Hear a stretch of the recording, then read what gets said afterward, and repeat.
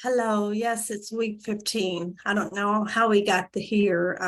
First, I want to apologize that this is a video about the final paper, and I realized that it's due on Sunday. I've been sick for the last 2 weeks and really just to the point where I'm able to speak and have my voice back.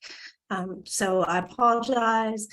In your paper, I wanted to provide you with some information. And as you've noticed for the during the semester, that I am supportive of you. So if you've already completed your paper and something that I'm providing totally does not fit with what you've done, you have a chance to, go back and resubmit that and fix that, or email me with any concerns that you have. So the first thing I'd like to review is underneath the paper, and I'm going to share my screen here.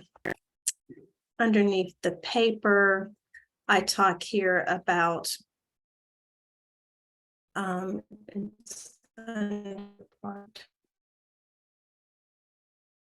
one here, the assessment. I talk about identifying any thematic problems, beliefs associated with the trauma. And I talk about using a cognition list. The cognition list is available. It's uploaded right here underneath the information here. But basically, when you look at it, you'll notice that people who are in trauma, there's like a core set of beliefs that they end up really believing as a result of what they've experienced. And the ones that most fit Alex are those that are concerning safety and vulnerability and her voice and choice. So you may want to pick beliefs from there and target those. Also, though, you have worked with Alex through her case notes for the last 10 weeks. So you may have already identified problematic beliefs that you believe are associated with her trauma. If they are different from what is on the list, that's okay too. The purpose of this is to be able to identify just core beliefs that clients can often come in with, whether they are clients who've experienced trauma or who are reporting as a result of a difficult time in their life. There will be a core problem, a belief that's associated with how they feel about themselves, what they believe to be true. And so this is what I'm asking you to identify, and that beliefs and positive and negative lists will help you to identify that. If you have any questions, you can also email me about that. If you've already done that part, like I said, and you've identified what you believe to be true, I will accept that as well. There are the 3 screening tools that are available to you as well. And I re-uploaded the ACEs because someone said that they were having trouble accessing it. Other people seem to be able to get it, but I took it off and put it back up. So if you weren't able to access the ACEs, you should be able to receive that as well now. Also, the other part is about, excuse me, the demonstration. And with the demonstration, I'm asking you to specifically target something relating to Alex and change your script based on that. For example, perhaps you choose to target the day Alex went into the show, or when she lost custody of Maddie, or when her mom went into the hospital, or when she first left Sean.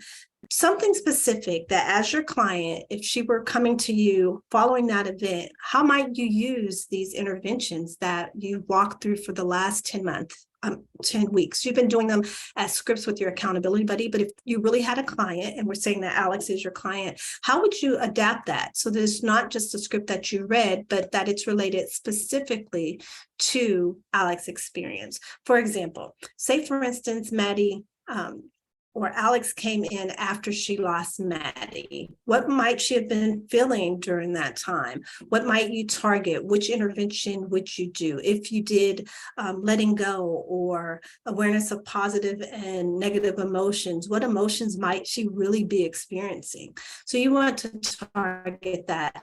I use a family member, someone, a friend, classmate, to do the demonstration so that you can have dialogue. For instance, if you're having to do the body scan and you say, take a moment and notice what you're noticing, you can ask them to really notice what they're noticing, and they would respond, I'm noticing tightness in my shoulders, I'm noticing a stomach ache, and you would go on with the script so that it's more than it being one-sided without answers. I want you to have the experience of actually working through these interventions on another level. This is our last sort of session and time together as part of that demonstration.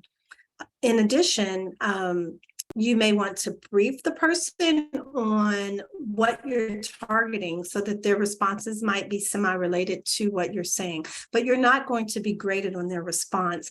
The purpose is that you work through the experience of tailoring it with someone and actually hearing answers and doing it live. Because of course, if you were working with a client, you wouldn't just walk through and read the whole script and not have them responding. So I want you to have the opportunity for that experience. You'll be graded on just the adaptation of the script. Don't worry about if the person's not responding in a certain way.